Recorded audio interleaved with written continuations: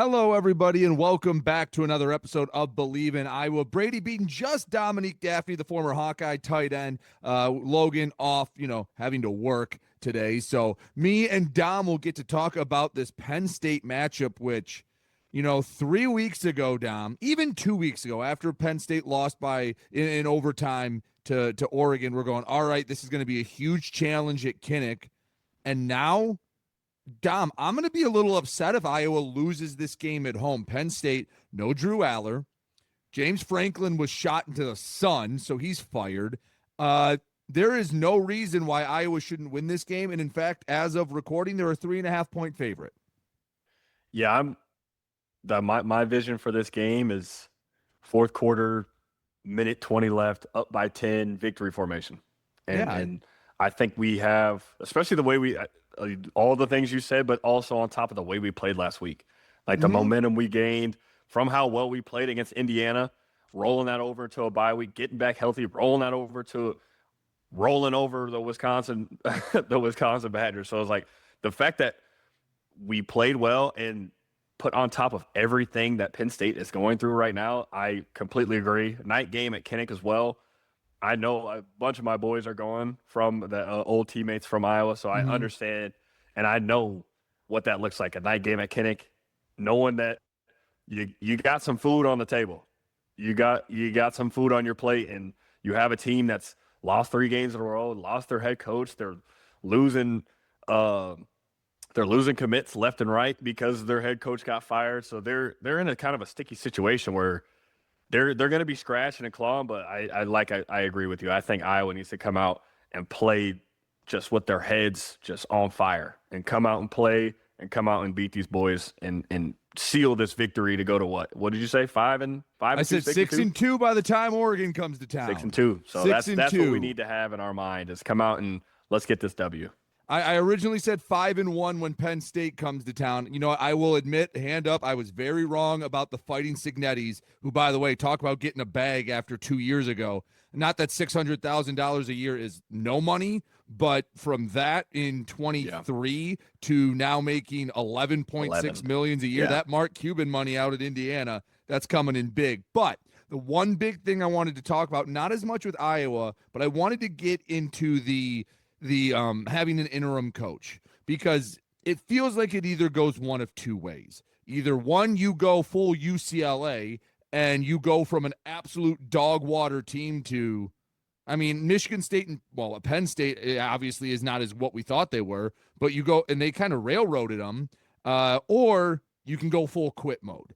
And I feel like this is the fork in the road game. Sometimes you get in that locker room and you have all right, well, we're all in this together. Who cares? Let's just go out and play football. We have nothing to lose anymore. But I think it's a little different being on a team that had national title aspirations. No one thought UCLA was going to be any good. And you can go around, not like UAB, they fired Trent Dilfer. None of those teams had national title aspirations. For this team, it was national title or bust. They busted before Halloween. So this could be a quit spot. Dom, I know you had to deal with this in the NFL. I want you to kind of talk about what that was like. And to be fair to Penn State, you probably experienced the worst interim coach stint in the last 25 years. So walk everyone through that and what that whole process was like. Yeah, the initial shock of hearing your head coach is fired is like we talked about before the show, is just like there's a little bit of a disbelief, like you're joking, right? Like everything that we talked about before the season of, we're one team, we're one family, we're one unit. Everybody in this locker room, nobody's coming to save us. It's everybody in this locker room versus the world. And you cut the head off the snake. And now everyone was like, well, now what? And who's going to be our head coach? This is when you were with the Colts. Yes. Or this is just, I feel like that's in general, but even with the Colts, when it was Jeff Saturday, it was like. Sometimes you get the situations where you can tell the coaches lost the locker room. Yeah. Like sometimes you'll see reports and basically you'll have the beloved head coach that everyone has the teary goodbye, and then you have the other one where they pop the champagne after the team meeting's over. Yeah, and this in Penn State's situation is, tears and a lot of Penn State players like sending their farewells, and other guys who have been coached by him, or like, he's a great guy. He really cares about his players. So it's going to be interesting to see how they bounce back. Because like you said, I mean, they were supposed to be in the Big Ten Championship again. They were supposed to run it back against Oregon and say, hey, let's try this one more time and go back to the college football playoff. And now they're like, well, shoot, what's the best bowl game I guess we could go to? Can they get to a bowl game? The way it's looking, I'm not really sure, because you having a whole different head coach, and not only a different head coach, you got a quarterback who's about to start for the first time. So we have two players who are supposed to be our main people, are supposed to be our main leaders. This is fresh. They're fresh. They're brand new to it. So having to bounce back from that, it's a whole different thing. I just know from my experience, it was trying to understand who's going to be the head coach, who's going to be our energy guys, who's going to step up. And I remember in that locker room, it was boys were ready to go home by then. And it was, you kind of understood, like, yeah, we're just trying to throw shit at the wall and see if it sticks. And it didn't stick at all. And by Christmas, everyone was ready to go home. Like, we were like, yeah, we're done. We're done with this. But I know in this locker room, they're still going to try to fight. They're at least going to try to fight back and see if they could salvage the rest of this season. You would think so, but again, with Drew Allar being dead, with again James Franklin gone, I feel like Penn State needs to have success early in this game, because if you come out and Iowa goes down the field, scores, gets another score, and it's 10-0 with 6:50 to go in the first, they're just going, all right, well, let's get this one over with quick. It's a night game in Kinnick. Again, I either feel like Iowa rolls or Penn State comes with their big boy pants on. But losing to Northwestern, man, and like you said, Iowa's rolling. Not that Wisconsin is some great team, but it feels like, Gronowski would be a little healthier. They're starting to figure out their identity a bit. And I'm sure the conversation in that locker room, at least for me, I hold the expectations. The bar is up here for me for Iowa. They can set up a spot where win one of maybe Oregon and USC, and there's going to be a tough conversation to be had about where Iowa will be at the end of the year rankings wise. Absolutely. And, I know they take the whole one game at a time mentality. I mean, I understand it's the old outfit. It's the Kirk Ferentz way of one game at a time. But looking at the grand scheme of things, you'd be silly to not think about it. You'd be silly to think, well, if we beat Penn State, and like you said, we beat USC or Oregon, I mean, especially the way that the entire realm of college football is looking right now, where there's no team out there that's unbeatable there's no team out there in my mind that's unbeatable right now. No team is playing like, oh, they can't be beat, or they're just the eighth wonder of the world and we can't figure them out. I feel like there isn't a team that's been playing like just unscathed. Like, even we could talk about Ohio State. Like, they haven't even shown to play like they're the number one team in the country and been blowing. Like, they don't. Indiana is probably the next behind them, where we're like, shoot, who almost beat them? The University of Iowa. So it's like, they should have beat them. They pissed down their leg in that fourth quarter. We can have a whole another episode. I know, it's just what happened. But that's kind of the thing is, okay, I'd love to play Iowa State now, because I do think Iowa's a better team. That I think it took Gronowski a little bit to define. He's got his swagger back, and that was the big thing we talked about coming out of that. Indiana, man, you had them. And people are talking about Indiana possibly being the number one team in the country, that they think, oh, they can go into the shoe and beat them. They had a tough time coming into Kinnick.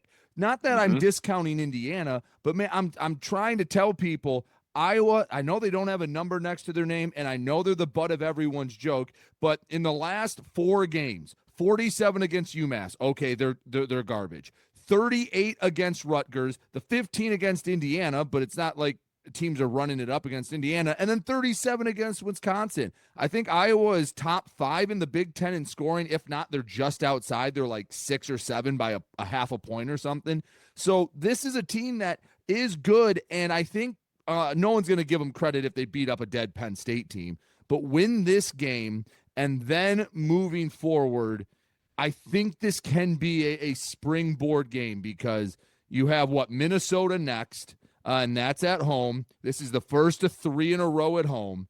If you're 6-2 going into Oregon, you can at least make that game a little interesting. And Oregon having to come over here, not easy. I'm not saying Iowa's going to be favored. I'm not even going to say they're going to have a chance, or I'm going to say they have a chance, but this is a gotta-have-it game. And this is one that if you want to be a big boy, if you want to be a program that is in the playoff conversation year in and year out, you put a stake in the heart of Penn State and you kill their season right now. Absolutely. And not only that, you beat Penn State, you beat Minnesota handily. Chances are you might have a number next to your name by the time we play Oregon.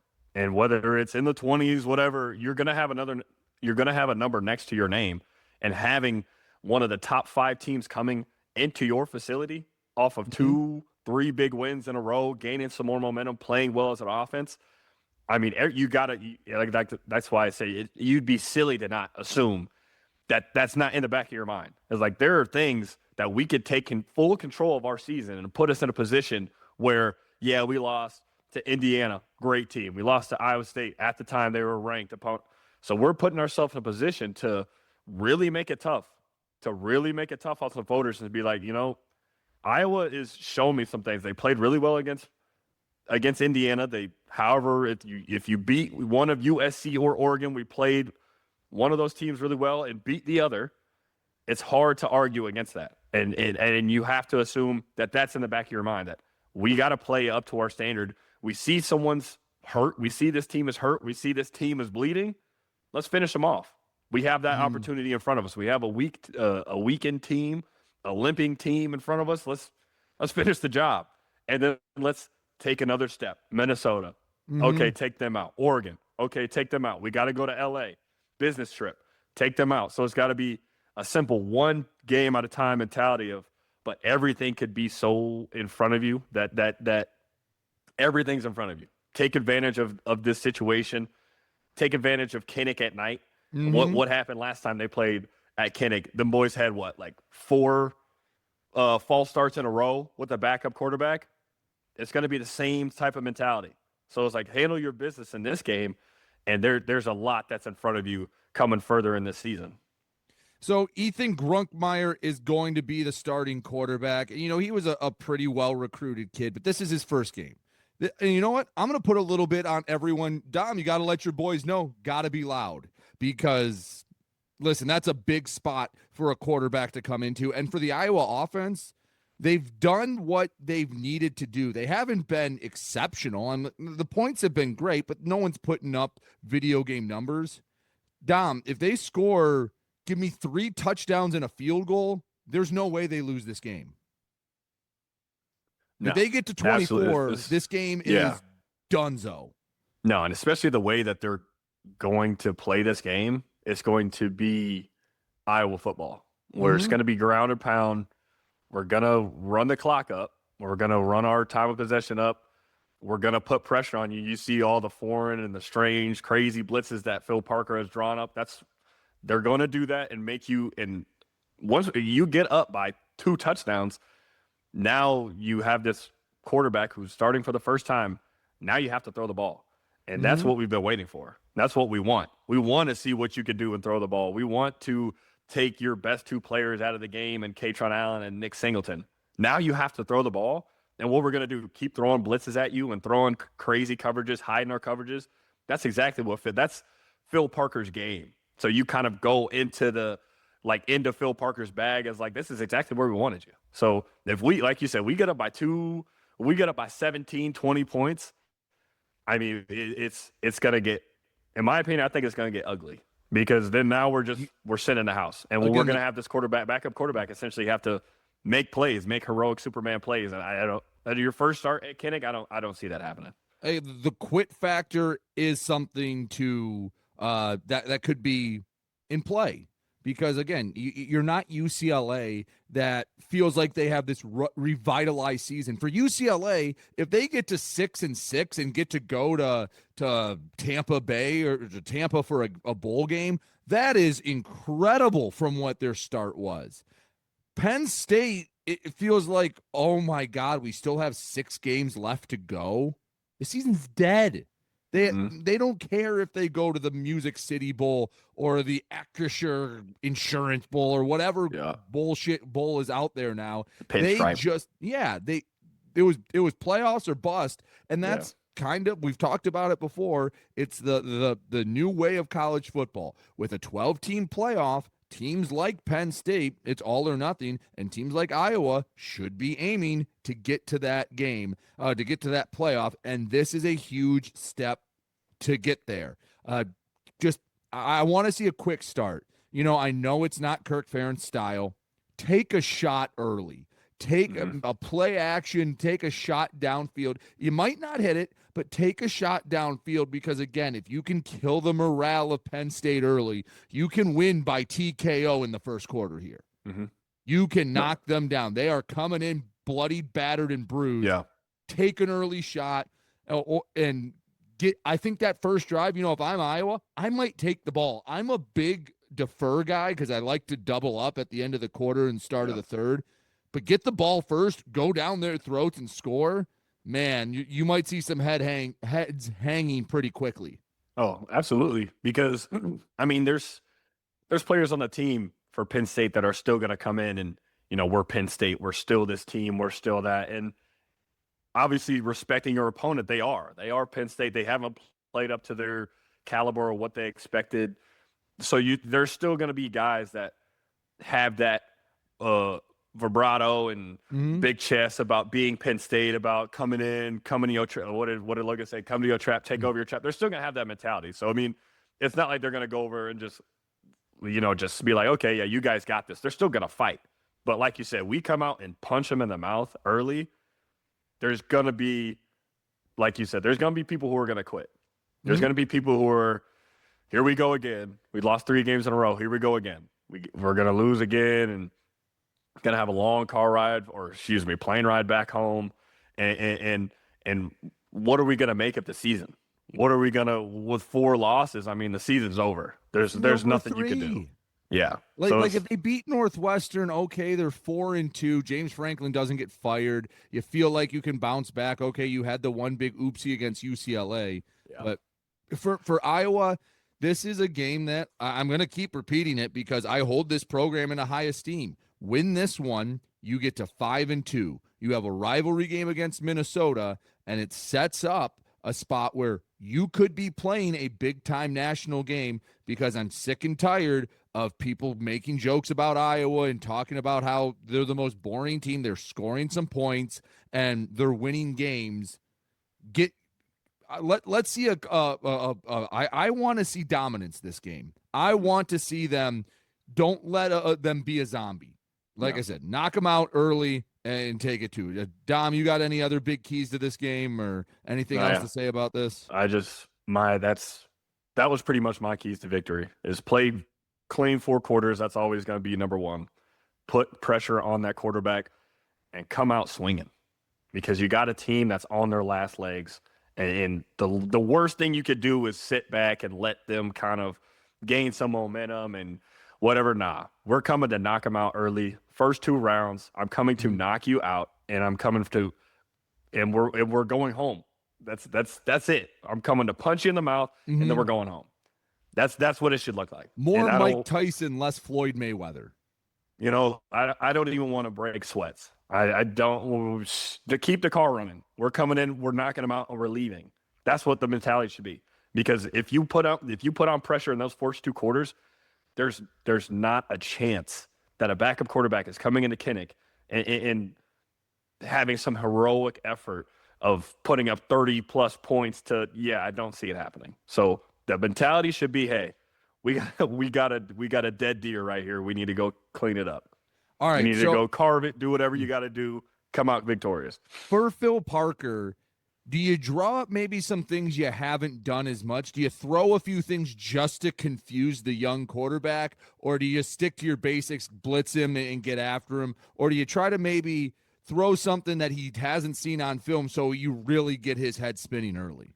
I think they do a good job of hiding their blitzes, hiding their coverages to where that's the biggest transition that people don't talk about a lot between college to pro is usually in college. I mean, they just sit in what they're in and you could read it. From the pros, you'll have a safety drop from 20 yards into the box and you're just like a corner will just blitz out of there and they're running quarters. And you're just like, wait, what was that? And so it's like they don't do that type of stuff, you know. So it's like but the fact that Iowa and Phil Parker, it's his bread and butter. The fact that he could teach this so well, they're able to throw a lot of foreign, like the pick that we had against Indiana, where they brought Xavier Wamper from 15 yards on a blitz, right, and then got a pick. Like that's insane. Who would have that's the fact that he hit that so well. That's Phil Parker's defense. So you could study it as much as you want. He's just a mastermind when it comes to defense. He knows your plays. He knows what he can do. So I guarantee you he's going to have some things in his back pocket when he needs to get a stop and when he needs to put a little pressure on the quarterback.